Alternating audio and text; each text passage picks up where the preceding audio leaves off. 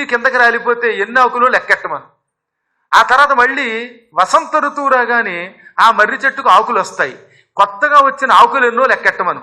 రాలిపోయిన ఆకులు, కొత్తగా వచ్చిన ఆకులు ఎన్నో. అన్ని జన్మల తర్వాత వాడికి మోక్షం వస్తుంది. అప్పటిదాకా మోక్షం లేదు. ఒక్క క్షణకాలం ధ్రువుడికి మతిపోయింది. ఆ తర్వాత స్వామివారు ఎలాగో ఈయనకి ధ్రువక్షితి ఇచ్చాడు. ఇచ్చిన ఇది కూడా గుర్తొచ్చి మనస్సు బెంగతో ఉందిట. వాడికి చూస్తే ఇప్పుడు వెళ్ళి చెప్పాలి కదా, నీకు అప్పటికి కానీ మోక్షం లేదని చెప్పాలంటే బాధ. అయినా సరే తప్పదు గనక ఆ చెట్టు దగ్గరికి వచ్చాడు. వచ్చి ఆ కింద కూర్చున్న ముసలాయన దగ్గరికి రాగానే ఆయన ఆనందపడిపోయి, నీకు హరికటాక్షం లభిస్తుందని నాకు తెలుసయ్యా బాబు. ఏమన్నారు హరి అనగానే, నువ్వు బాధపడతావు అన్నట్ట. పర్వాలేదు చెప్పు మరి, తప్పదు కదా అన్నాడు ఈయన. ఈయన జరిగింది చెప్పాడు. ఇది చెప్పగానే ఆ ముసలాయనకి గుండెకి తెచ్చిపోతాడేమో అని ఈయన అనుకుంటే, ఆయన ఎగిరి గంతులేసి ఓహో నాకు మోక్షం, ఓహో నాకు మోక్షం అని టింగురంగా నృత్యం చేస్తున్నట్ట. వీరికి ఏమన్నా పిచ్చెక్కిపోయిందేమో, అంటే ఇంక మోక్షం ఎప్పట్లో రాదనే విషయం తెలిస్తే కొందరికి పిచ్చెక్కుద్దులండి. అలా వార్ధక్యంలో పిచ్చెక్కిందేమో, ఇలా ఆనందంతో ఎగిరి గంతులు వేయడం బదులు పిచ్చితో గంతులు వేస్తున్నాడేమో అనుకుని ధ్రువుడు, అయ్యా నేను చెప్పింది సరిగ్గా విన్నారా అంటే, విన్నాను ఆయన, అందుకే ఆనందం అన్నట్ట. నాకే దుఃఖం వచ్చింది మీకెందుకు ఆనందం వచ్చిందంటే అప్పుడు ఆయన అన్నాడు, శ్రీ మహావిష్ణువు మాట గ్యారంటీ కార్డు, అంతే కదా. మిగతా వాళ్ళకి అసలు మోక్షం వస్తుందో లేదో తెలియదు ఎన్ని జన్మలు ఎత్తినా, కానీ నాకు మాత్రం చెట్టాకులు 16,000 ఉన్నాయి, ఆ రాలినాకులు 16,000, అంటే 32,000 జన్మల తర్వాతైనా మోక్షం గ్యారంటీ. ఆ నమ్మకంతో నాకు ఆనందం అన్నట్ట. నాకు నమ్మకం 32,000 జన్మల తర్వాత అయినా తప్పక మోక్షం వస్తుంది. కానీ తక్కిన వాళ్ళకో అసలు ఎన్ని జన్మలు ఎత్తినా మోక్షం వస్తుందో లేదో తెలియదు. కాబట్టి వెయిట్ చేస్తానన్నట్ట. ఎంత ఓపికండి, ఆ ఓర్పు గొప్పది. అలాంటి ఆనందం మనం పొందాలి. ఇవాళ 4 రోజులు జపం చేసి, గురువుగారు మీరు చెప్పినట్టు నవగ్రహాలకి ప్రదక్షిణ చేశామండి, అయినా ఉద్యోగం రాలేదండి, లేకపోతే డబ్బులు రాలేదండి, కీర్తి రాలేదండి అంటే 4 రోజులకు వచ్చేస్తుందా? 32,000 జన్మలు. ఆ జన్మల్లో ఎన్నేళ్లు బతకాలో, ఆ జన్మలు ఎంతకాలమో, ఈ మధ్యకాలంలో నరకంలో ఎంతకాలం బాధపడతాడో, అయినా ఆయన భయపట్టల్లా. 32,000 జన్మల తర్వాత అయినా మోక్షం వస్తుంది చాలు అనుకున్నట్ట. మానవుడికి అంత పట్టుదల, నమ్మకం ఉంటే హరికటాక్షం వచ్చి తీరుతుంది. ఇప్పుడు ఈయన ఇంటికి వస్తున్నాడు. ఈలోపు నారద మహర్షి మళ్ళీ పరిగెత్తుకుంటూ వెళ్ళి, మీ అబ్బాయి వస్తున్నాడు అన్నట్ట. ముందు నమ్మలేదు ఆయన, కానీ నారదుని మాటలు నమ్మాలి కదా. అందుకని మళ్ళీ ధైర్యం తెచ్చుకుని, పాపం గెడ్డం మేసం పెరిగిపోయి పిచ్చాళ్ళలో ఉన్నాడు ఈ 6 నెలల్లో.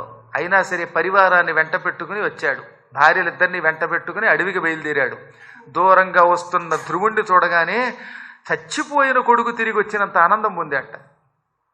సునీతి కూడా ఆనందం పొందింది. ఎదురుగుండా వెళ్ళి కన్నీళ్లు పెట్టుకుని కౌగిలించుకుని తన కన్నీళ్లతో తలని తడుపుతూ ఉంటే తండ్రికి నమస్కరించాడు. ఇక్కడ చమత్కారం చెప్పమంటారా? ముందు ఆయన సవతి తల్లి సురుచికి దండం పెట్టి తర్వాత తల్లికి సునీతికి దండం పెట్టాడు.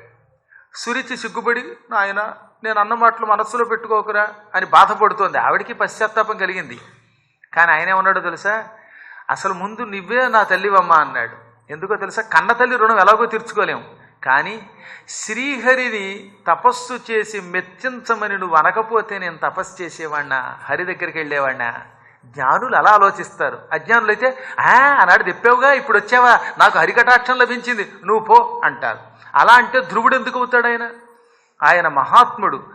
నీవన్న మాట నాకు మహోపకారం చేసింది తల్లి, నువ్వు నిజంగా కన్న తల్లి కంటే గొప్పదానివన్నాడు. ప్రేమగా కౌగిలించుకున్నాడు, నమస్కరించాడు. ఇక తల్లికి చెప్పేక్కర్లా, ఆవిడ బ్రహ్మానందం పొందింది. తమ్ముణ్ణి ఉత్తముణ్ణి కౌగిలించుకున్నాడు. ఆ తర్వాత తండ్రి గారు ఇతన్ని తీసుకెళ్ళి ప్రజలకి పరిచయం చేశాడు. కొంతకాలం గడిచాక ఆయనకి వార్ధక్యం రాగానే ఈ కుమారుడికి, ఇంతటి మహాత్ముడికి ఆయన ఎవరి దగ్గర నేర్చుకోకుండానే పాండిత్యం వచ్చింది, విలువిద్య వచ్చింది, సకల విద్యలు వచ్చాయి. 64 కళలలో ఆరితేరాడు. చతుషష్ఠి విద్యలలో ఆరితేరిన కుమారుడికి పట్టాభిషేకం చేసి తపస్సుకు వెళ్ళిపోయాడు. ఆయన వెళ్ళిపోయిన కొద్ది రోజులకి సునీతి కూడా తపస్సు చాలించి, నేను ఇక్కడ ఉండలేనయ్యా, తపస్సుకు పోతాను, మీ నాన్నగారితో పాటు నేను కూడా వైకుంఠానికి పోతానని ఆవిడ తపస్సుకు వెళ్ళిపోయింది. ఇంకా తమ్ముడు ఉత్తముడు ఇతడు పరిపాలనకు వచ్చిన కొద్ది రోజులకి వేట కోసమని హిమాలయ పర్వతాలకు వెళ్ళాడు. అక్కడ యక్షులతో తగాదా వచ్చింది. యక్షులు వాడిని ముక్కల ముక్కల కింద నరిగి చంపేశారు. ఇది విన్న సురుచి, అయ్యి బాబోయ్ నా కొడుకంటూ ధ్రువుడు చెప్పేలోపు పరిగెత్తుకుంటూ వెళ్ళి అడవి తగలబడుతుంటే ఆ అడవిలో కాలి బూడిదైపోయింది.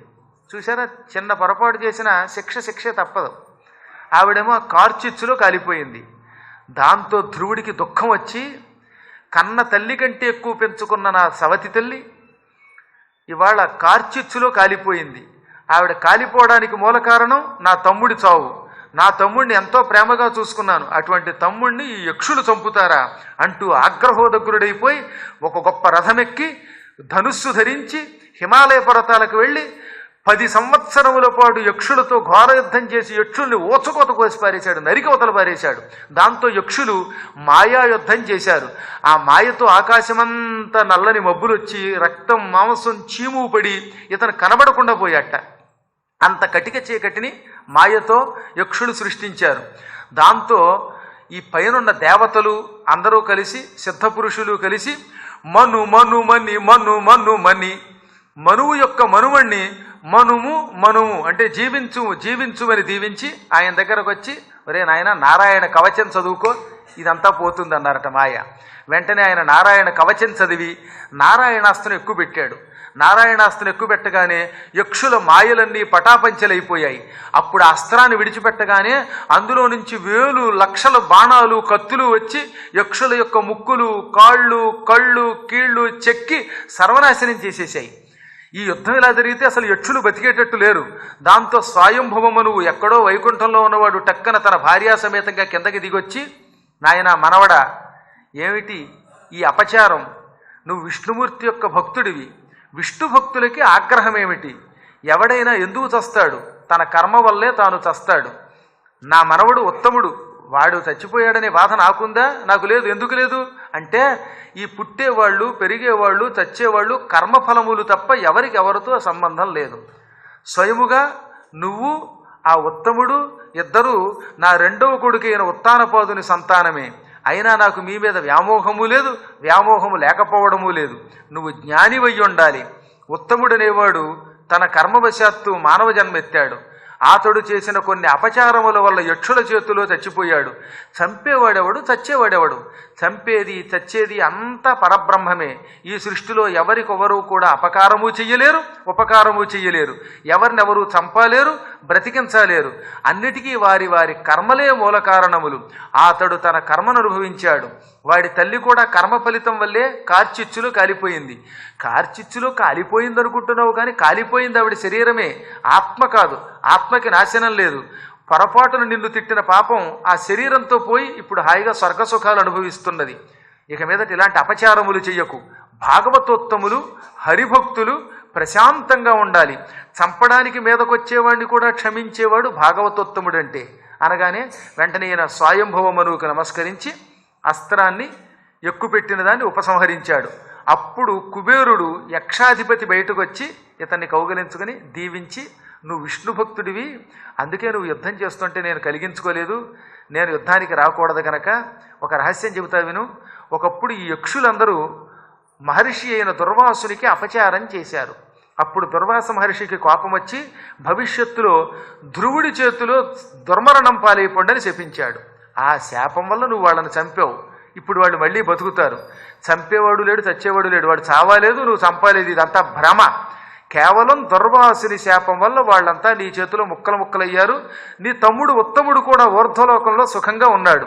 ఆ చచ్చిపోయిన వాడి ఆత్మ మీ తండ్రి యొక్క తాతగారైన స్వయంభూమనువు దగ్గర ఉన్నది. వాడు మళ్ళీ భూలోకంలో పుడతాడు. ఎలా పుడతాడు? స్వయంభూమనువుకి ప్రియవ్రతుడు ఉత్తానపాదుడు అని 2 కొడుకులు అని చెప్పాం కదా. ఉత్తానపాదుడికి ధ్రువుడు ఉత్తముడు కొడుకు. ఈ చచ్చిపోయిన ఉత్తముడు పెద్దవాడైన ప్రియవ్రతుడికి కూడా మళ్ళీ కొడుకుగా పుడతాడు. ప్రియవ్రతుడికి 3 కొడుకులు పుడతారు. అందులో ఉత్తముడనేవాడు మరొక ఉత్తముడిలో కలిసి జన్మెత్తుతాడు. వాడు మనువు అవుతాడు. ఈ చచ్చినవాడి కోసం బెంగ పెట్టుకోవద్దు, దుఃఖించొద్దు. చచ్చినవాడు పుడతాడు, పుట్టినవాడు చస్తాడు, అనేక జన్మలు ఎత్తుతారు అని ఆశీర్వదించి అతన్ని కౌగిలించుకుని కానుకలిస్తే ఆయన కూడా ప్రశాంతత పొంది, ఏమిటి ఇలాంటి అశాంతి ఎందుకు పొందాను నేను? విష్ణు ప్రత్యక్షమైనప్పుడు కూడా పాత గొడవ మనస్సులో పెట్టుకోవడం వల్లే మధ్య మధ్యలో ఈ తగాదాలు వస్తున్నాయని కనిపెట్టి ఆ క్షణమే తీవ్ర వైరాగ్యం వహించి కుబేరుడికి నమస్కరించి తిరిగి తన రాజధాని నగరానికి వచ్చేశాడు. ఆ తర్వాత ఆయన 2 వివాహం చేసుకున్నాడు. ఆ 2 వల్ల 4 కుమారులు పుట్టారు. కుమారులు పుట్టాక 10,000 సంవత్సరాలు శ్రీ మహావిష్ణువు కోసం తపస్సు చేశాడు. శ్రీ మహావిష్ణువు చెప్పినట్టే 61,000 సంవత్సరాలు రాజ్య పరిపాలన చేసి తర్వాత భార్యా సమేతంగా అద్భుతమైన తపస్సు చేశాడు, మహాతపస్సు చేశాడు. ఆ తపస్సు చేయగానే అక్కడికి విష్ణువు యొక్క దూతలు నందుడు సునందుడు వచ్చారు. ఒక దివ్య విమానం తెచ్చారు. ఈ విమానం వైకుంఠం నుంచి వచ్చింది, ఇది ఎక్కి నువ్వు ధ్రువపదానికి వెళ్ళు. ధ్రువపదంలో చాలా కాలం ఉంటావు. ఆ తర్వాత ప్రళయకాలంలో కూడా నాశనం కాకుండా ఉంటావు. ఆ తర్వాత విష్ణువు యొక్క రూపాన్ని దర్శిస్తావు. రాబోయే కల్పంలో వైకుంఠం పొందుతావు. ఇప్పుడు విష్ణుమూర్తి విమానాన్ని పంపాడు. ఈ విమానానికి నమస్కరించి ప్రదక్షిణ చేసి ఎక్కి అప్పుడు పైకి వెళ్ళమనగానే ఆయన ఎక్కబోతూ మళ్ళీ బంధం ఒకటి ఉంటుందిగా. మా అమ్మ ఎంతో ప్రేమతో పెంచింది సునీతి, మా నాన్నగారు శరీరం విడిచిపెట్టాక అడవిలో తపస్సు చేసుకుంటోంది, అమ్మ ఏమయ్యిందో అనుకున్నట్ట. తల్లి మీద ప్రేమ అలా ఉండాలి. అప్పుడు వాడు పక్కపక్కనవి అసలు ఇతను పైకి అనకుండా లోపల లోపల మా అమ్మ అనుకుంటూ ఉంటే, ఎందుకయ్యా ఇంకా మీ అమ్మ గురించి బెంగ, నీకు వరాలు ఇచ్చిన విష్ణుమూర్తి మీ అమ్మని మాత్రం వదిలిపెడతాడా, అలా చూడన్నారట. ఈ విమానానికి ముందే ఒక విమానం ముందే ఆకాశంలో ఎగరడం మొదలుపెట్టింది. అది ఎప్పుడో టేకాఫ్ తీసుకుంది. అందుకని ఈయన ఓహో అని ఆ విమానంలోకి చూశాడు. అందమైన దివ్య శరీరము ధరించి ఇతని తల్లి వైకుంఠానికి వెళ్ళిపోతోంది. నాకంటే మా అమ్మ అదృష్టవంతురాలు, నేను ఇంకా ధ్రువపదంలో ఉంటాను, ఆవిడ వైకుంఠానికే వెళ్ళిపోతుంది. వాసుదేవుడు తల్లికి కూడా మోక్షం ఇచ్చాడని గ్రహించాట. పరమభక్తుల తల్లులకి ఉత్తమ గతులు వస్తాయి, గుర్తుపెట్టుకోండి. నిత్యం భక్తితో మనం భగవంతుని ఉపాసిస్తే ఆయన మన తల్లికి తండ్రికి కూడా సద్గతులు ఇస్తాడు. అందుకే పిల్లలు గొప్పవాళ్ళైతే తల్లిదండ్రులు ఎంత పాపాత్ములైన మోక్షానికి వెళ్ళొచ్చు. పిల్లలు దౌర్భాగ్యులైతే స్వర్గం నుంచి కూడా నరకంలో పారేస్తారు. కాబట్టి తల్లిదండ్రులకి పితృదేవతలకి స్వర్గం ఇచ్చినా నరకం ఇచ్చినా మోక్షం ఇచ్చినా మనం కూడా అందులో కొంత భాగం పాలు పంచుకుంటాం. ఇప్పుడు ఆ తల్లి సునీతి వెళ్ళగా సంతోషంతో ఈయన విమానం ఎక్కుదామంటే విమానం ఎత్తుగా ఉంది, ఈయన కాలు ఎక్కలేకపోతున్నట్ట. ఇంత వేదిక మీదకి నేనంటే చెంగుని దొగ్గలను కానీ మీలాంటి వాళ్ళు ఎక్కాలంటే ఎంత కష్టం, మెట్లు కావాలి. అప్పుడు వాళ్ళు నవ్వి ఇదిగో మెట్టు అన్నారట. ఏమిటో తెలుసా మెట్టు? మన అందరి నెత్తి మీద రోజు మొట్టికాయ మొట్టే మెట్టు, మృత్యుదేవత. ఆ మృత్యుదేవత ఇలా తలకాయ వంచింది, నా నెత్తి మీద కాలు పెట్టి విమానం ఎక్కబోయి అందిట. తతో ఉత్తానపద పుత్రో దదర శాంతకమాగతం మృత్యోహ మూర్ధిని పదం దత్వా ఆరురోహ అద్భుతం గృహం. అద్భుతమైన విమానానికి ఎక్కడానికి ఈ ఉత్తానపాదుడి కొడుకు దగ్గరికి ధ్రువుడి దగ్గరికి మృత్యుదేవత వచ్చి తలకాయ పెట్టి నా నెత్తి మీద కాలు పెట్టి అందులో ఎక్కమంది. మృత్యుదేవత పేరు చెబితే వణికిపోతాం తెలుసా మనం. మృత్యు అనే శబ్దానికి రోజు మన వాళ్ళు బాబాయ్ మృత్యువాండి గురువుగారు, మృత్యువు లేకుండా ఉండే మార్గం చెప్పండి అని ఎంతోమంది మంత్రోపదేశానికి వస్తారు. అయినా మృత్యువు అనుగ్రహానికి పాత్రులు కాకుండా మోక్షం ఎవరం పొందలేం. అనగా మృత్యువు మన ప్రాణం తీసిన తర్వాతే మనకి ఏదైనా గతిస్తుంది. అటువంటి మృత్యువు ఈయనకి మృత్యు అయ్యింది. దాని నెత్తి మీద ఎడంకాలు పెట్టి ఎగిరి విమానంలో దూకాడు ఆయన. చాలా కాలం క్రితం నారద పురాణంలో కథ ఉంది. ఒక చిలుక స్వయంభువ మనువు కాలంలో ఉండేది. ఆ చిలుక అంటే స్వయంభువ మనువుకి చాలా ఇష్టం. ఆ చిలుక చేత రోజు వేదం చదివించేవాడు. ఓసారి దేవతలంతా వచ్చి చిలుక చదువుతున్న స్త్రీ సూక్త పురుష సూక్తాలు విన్నారు. చాలా సంతోషపడ్డారు.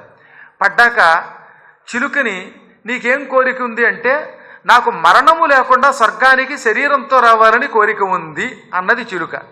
వెంటనే దేవతలంతా ఈ చిలుకని వెంటబెట్టుకుని ధర్మరాజు దగ్గరికి వెళ్ళారు.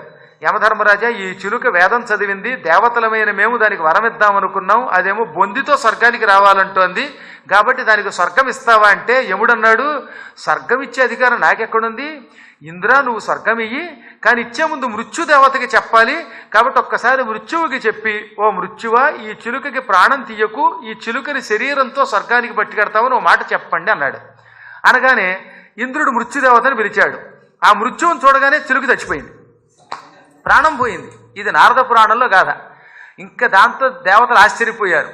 ఈ చిలుకని ప్రాణం తీయొద్దని మృత్యువు చెబుదాం అనుకునే లోపు, మృత్యువుకు వాళ్ళు చెప్పే లోపు ఆ మృత్యువు చూడటంతోనే చచ్చిపోయింది. అది మృత్యువుని చూస్తే మనకి ప్రాణం నిలబడదు, గుర్తుపెట్టుకోండి. దాని దర్శనం ఎలా ఉంటుంది అంటే చచ్చాకే తెలుస్తుంది మనకి, ప్రాణం పోతుంది దాని దర్శనం అయితే.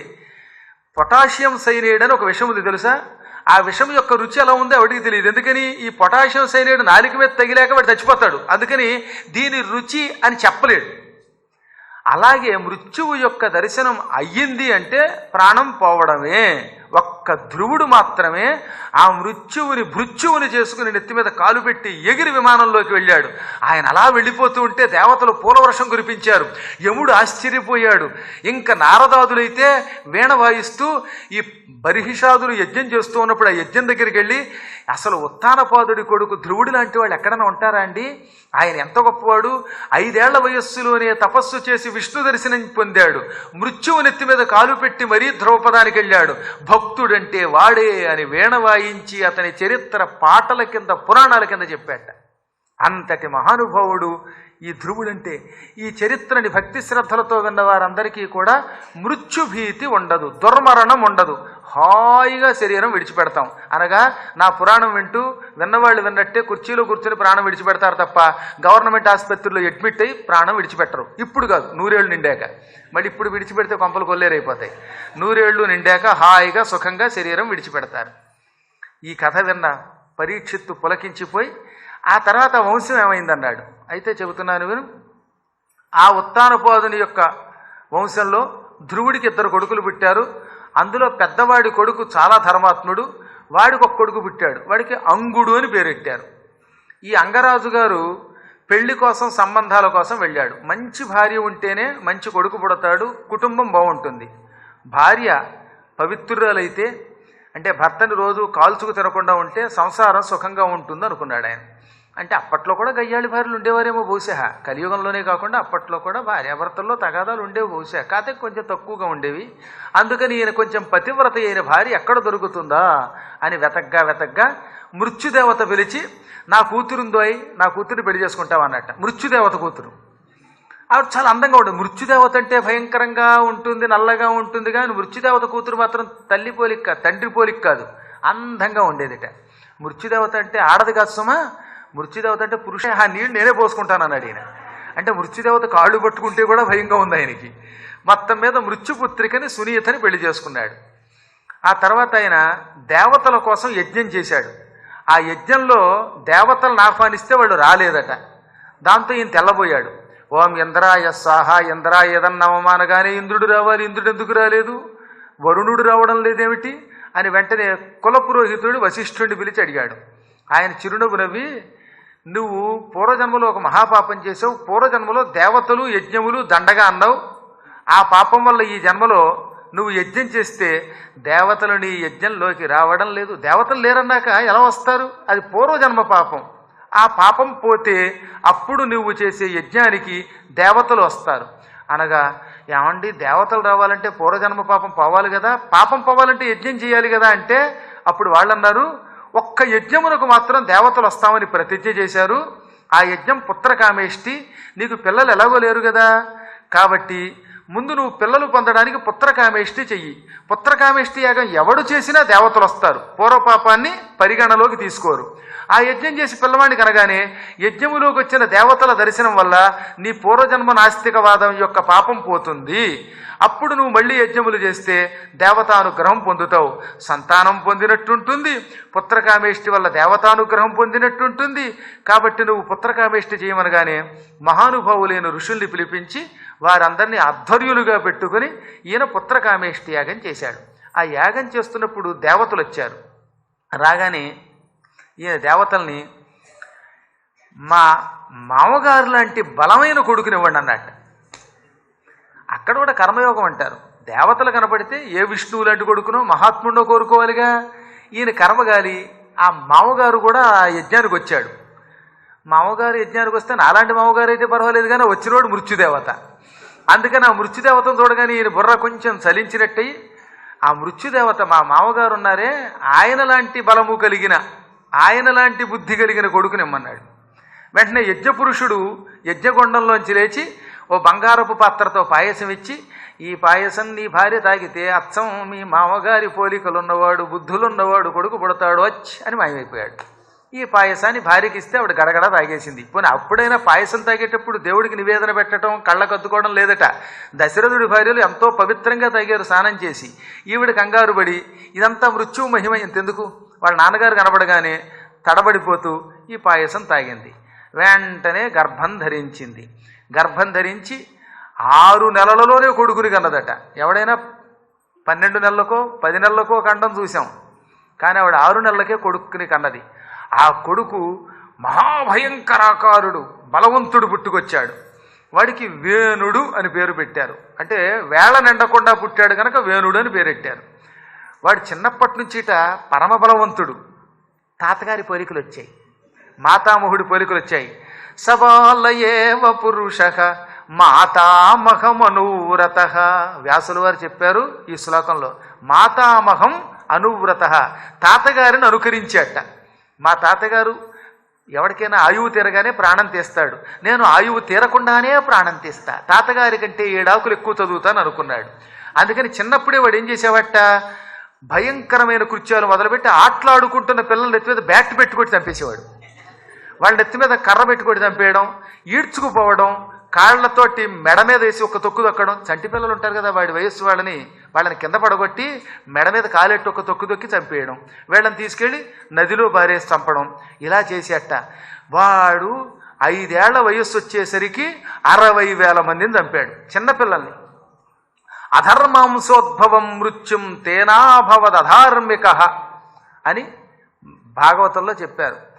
అధర్మపూర్వకమైన తాతగారి అంశతో పుట్టడం, వాళ్ళ నాన్నగారు కూడా మృత్యువు లాంటి కొడుకు పుట్టాలని కోరడం, పాయస పాత్రని ఏమాత్రము పవిత్రత లేకుండా తల్లి తాగడం, ఇన్ని అధార్మిక లక్షణములతో పుట్టినవాడు పరమ భయంకరుడై మృత్యువు లాంటి లక్షణాలతో పుట్టాడు. కాకపోతే మృత్యువుకి వీడికి తేడా ఏమిటి, మృత్యువుకు ఒక నియమం ఉన్నది. బ్రహ్మ ఆజ్ఞ ప్రకారంగా ఎవరికి బ్రహ్మ నుదుట ఆయువు తీరినట్టు రాస్తే వాడి ప్రాణం తీస్తాడు ఆయన. వీడు దాంతో సంబంధం లేకుండా కనిపించిన వాడు చంపేయడమే. ఎందుకు చంపుతాడో తెలియదు. పోనీ చంటి పిల్లలనే కదట, వాడి వయస్సు 5 ఏళ్ళు వచ్చేసరికి ఆడవాళ్లతో వెకిలి చేష్టలు మొదలుపెట్టాట. ఈ విధంగా వాడు ఒకటి కాదులేండి, ఇక వాడు చేసే పాపాలు నోటితో చెప్పడానికి వీల్లేదు, వాక్కుతో వర్ణించడానికి రాయడానికి వీలు కానన్ని మహాపాపాలు చేస్తూ ఉంటే అంగరాజు గారు కన్నీళ్లు పెట్టుకుని, అందుకే మంచి మామగారిని చూసుకుని మంచి పిల్లని పెళ్లి చేసుకోవాలి, అందంగా ఉంది కదా అని చేసేసుకోవడం ఏమిటి. సంబంధం వచ్చినప్పుడు ఆ వచ్చినటువంటి వాళ్ళు ఎటువంటి వాళ్ళు, తండ్రి ఎటువంటి వాడు, కొడుకు ఎటువంటి వాడు, లేక తల్లి ఎటువంటిది, లేక కూతురు ఎటువంటిది, ఇవన్నీ 1-2 సార్లు వెరిఫై చేసుకోవాలట. అలా ఏమీ చూడకుండా తొందరపడి నేను పెళ్లి చేసుకున్నాను, నా భార్య మంచిదే కానీ నా కర్మ ఏమిటో ఇలాంటి కొడుకు పుట్టాడు, ఈ కొడుకును అందరూ తిడుతున్నారు, ఇటువంటి కుపుత్రుడు పుట్టడం కంటే అపుత్రత్వం మంచిది అనుకున్నాడు ఆయన. కుపుత్రత్వంబు కంటే నపుత్రత్వంబు మేలు. చెడ్డ కొడుకు కంటే అసలు పిల్లలు లేకపోవడమే మంచిది. కొడుకులు పుట్టేదాకా లేరని కొంతకాలం, పుట్టాక ఇలాంటి కొడుకులు పుట్టారని ఏడవడం వల్ల ఉపయోగం ఉన్నది. కొడుకులు కల్గుదాకా ఒక కొన్ని దినం బుల్లు చింత నందనుల్ వడమిన ఆయువుల్ బలము బుద్ధియు విద్యయు చాలగల్గగా ఉడుగని చింత కల్గి తను నోలి భజం పని చింత తండ్రికెప్పుడు కడు చింత చేయుదురు పుత్రులు శత్రులు కాక మిత్రులే.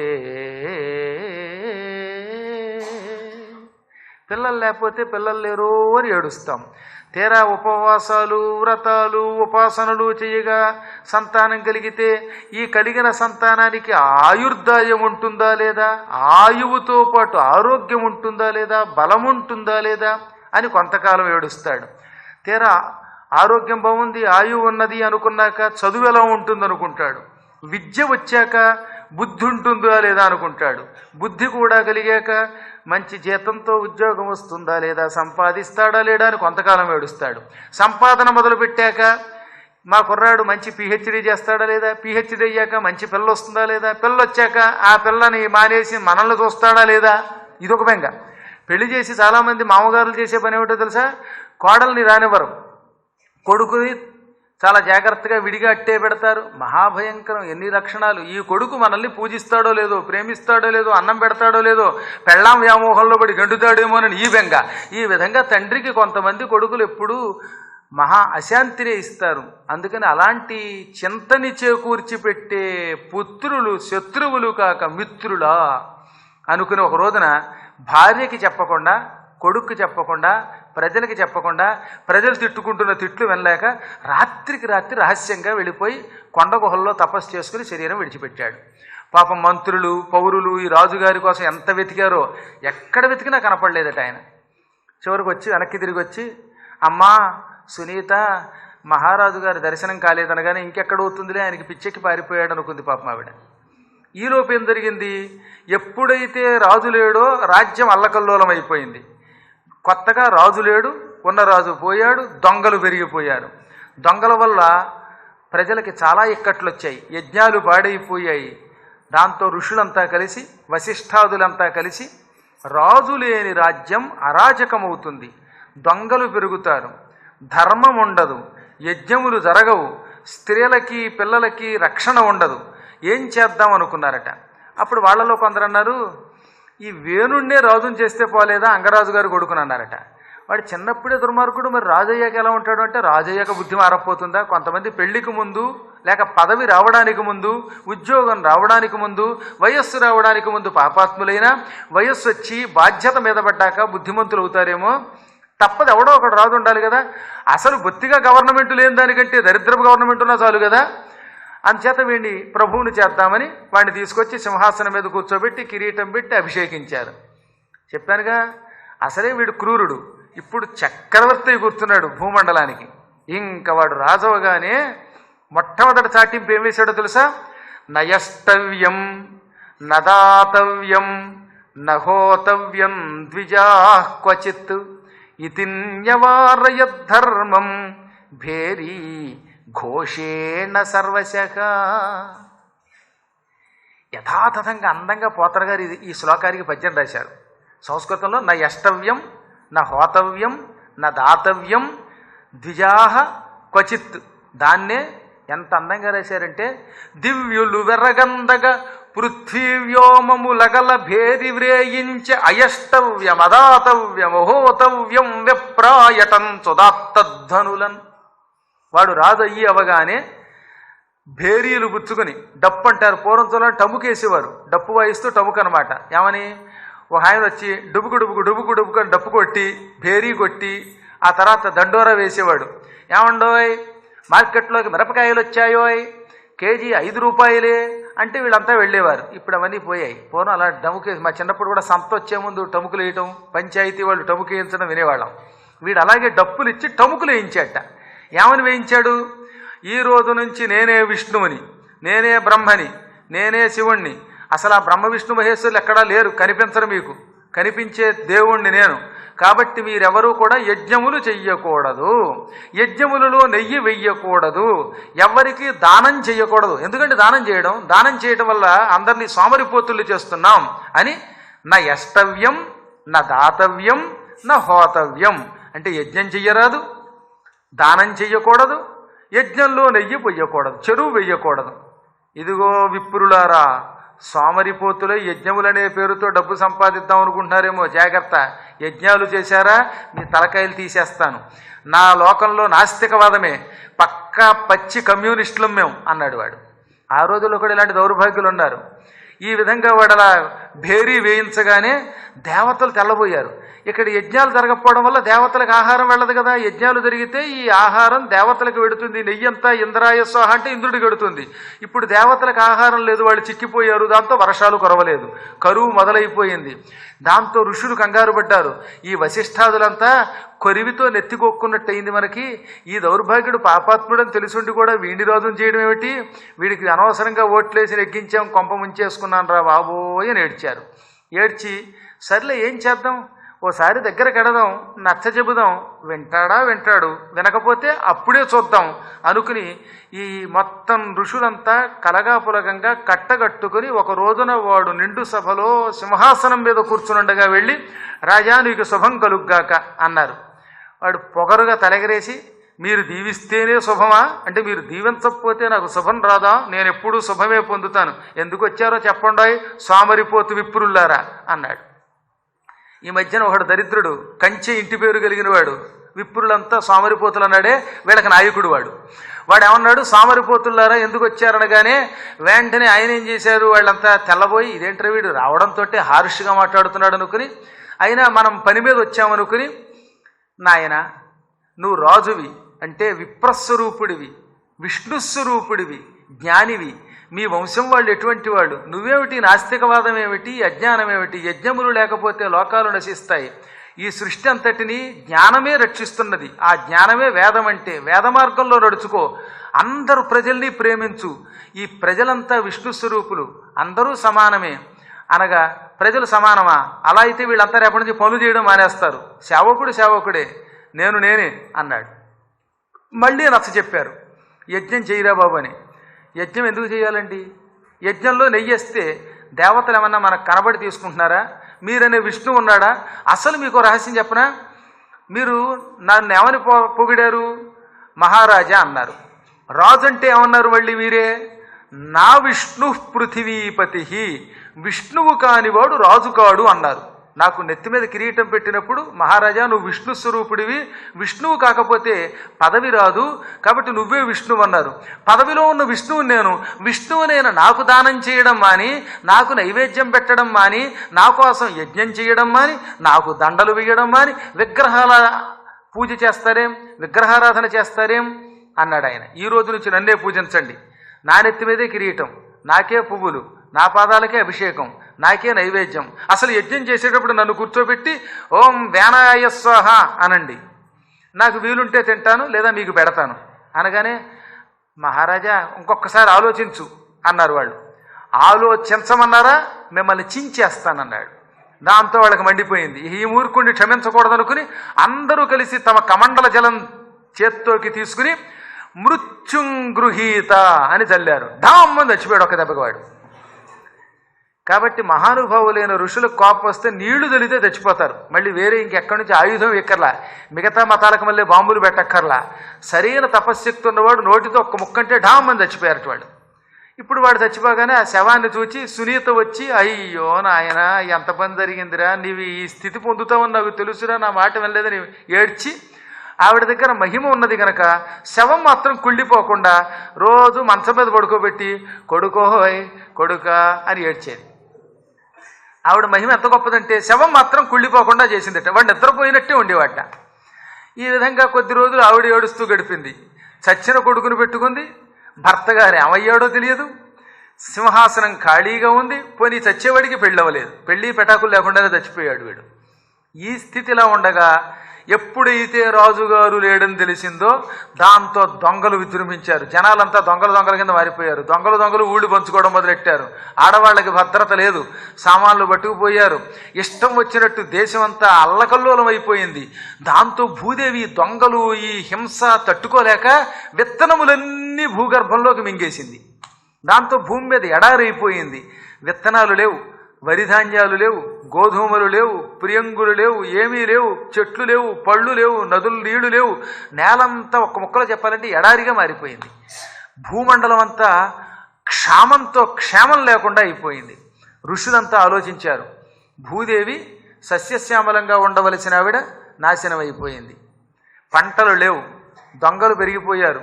దొంగలు ఎవరి దగ్గరైనా ఇన్ని గింజలు మిగిలితే తినేస్తున్నారు, చంపి మాంసం మింగేస్తున్నారు. ఆడవాళ్ళంతా అల్లకల్లోలం పాలైపోతున్నారు. స్త్రీలకి బాలురికి రక్షణ లేకుండా పోయింది, విప్రులకి రక్షణ లేకుండా పోయింది. గోవుల్ని చంపి తినేస్తున్నారు. ఈ అధర్మం నుంచి బయటపడాలంటే ఏం చెయ్యాలి అనుకుండగా అప్పుడు వాళ్ళందరికీ ఒక ఊహ తట్టిందిట. పాల సముద్రం చిలికినట్టుగా చచ్చిపోయిన వాడి శరీరాన్ని చిలికేద్దాం.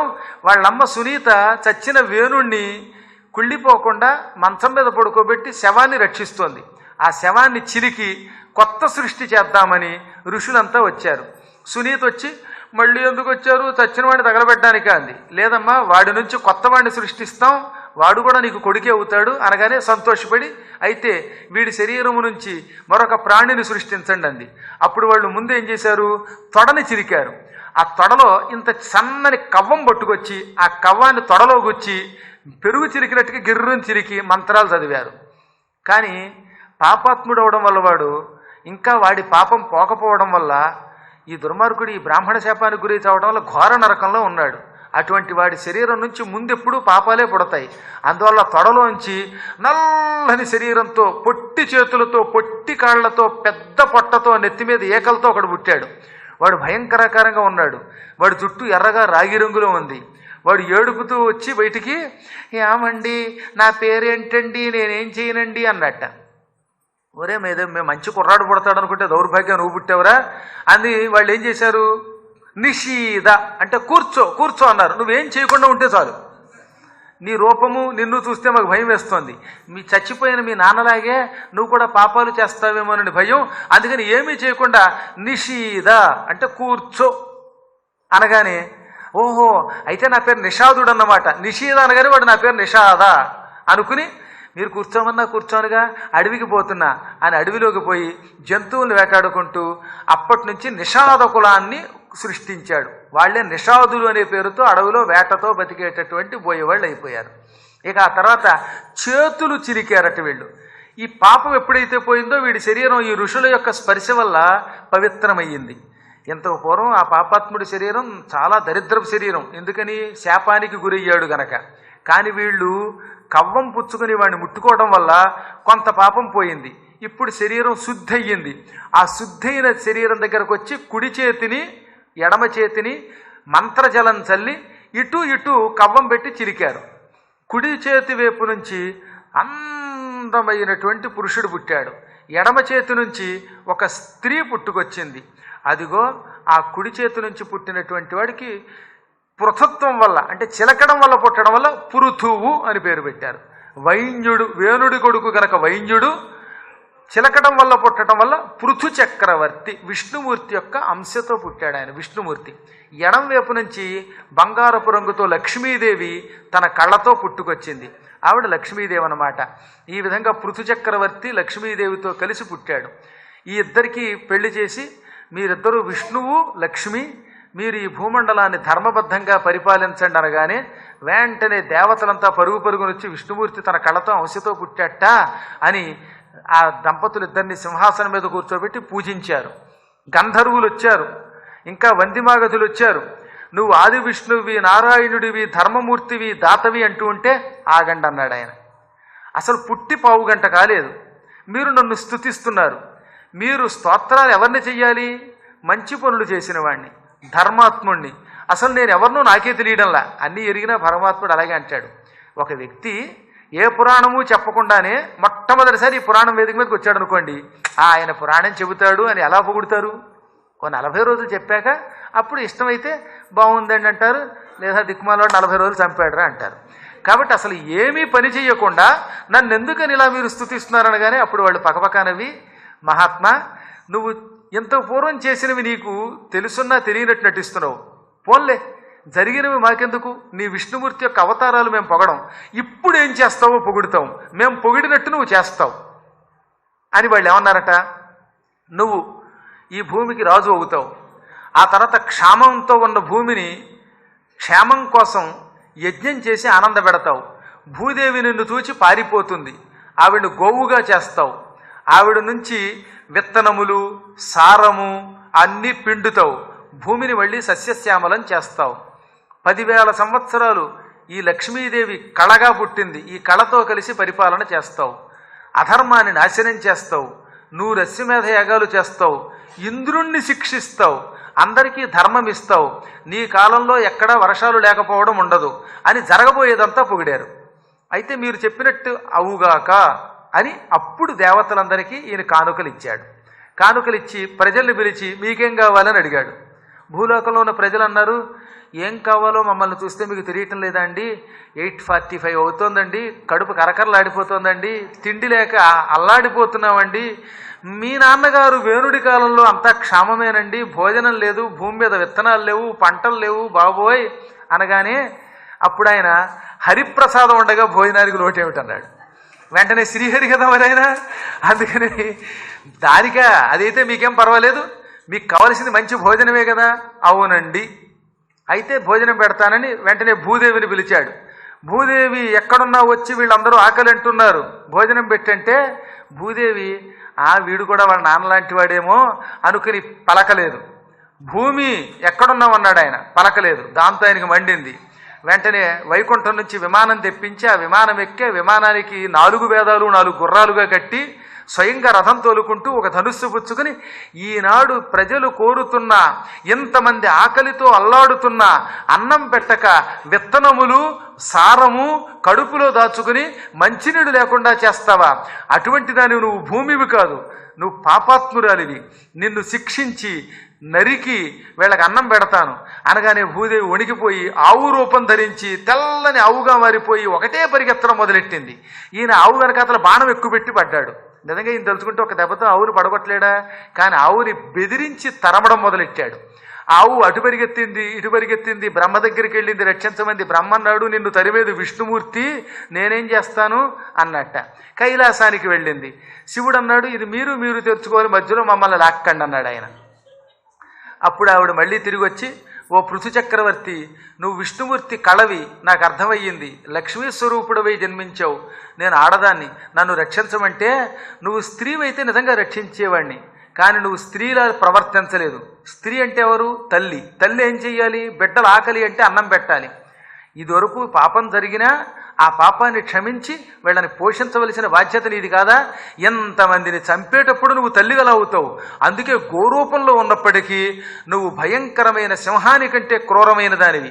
ఈ బాణంతో నిన్ను ముక్కలు చేసినా తప్పులేదు అనగానే, నన్ను క్షమించు, ఆడవాళ్ళు శరణు అంటే రక్షిస్తావు, పైగా భూదేవిని, ఒకప్పుడు నీ సేవ చేసిన భార్యని, నీ కోరల మీద నన్ను ఉద్ధరించావు, కాపాడమనగానే అప్పుడు ఆయన వెంటనే బాణాన్ని ఉపసంహరించుకుని మరి వీళ్ళ అన్నం సంగతో అన్నాడు. దానికేం పర్వాలేదండి, నీకు ఒక మంచి ఉపాయం చెబుతాను.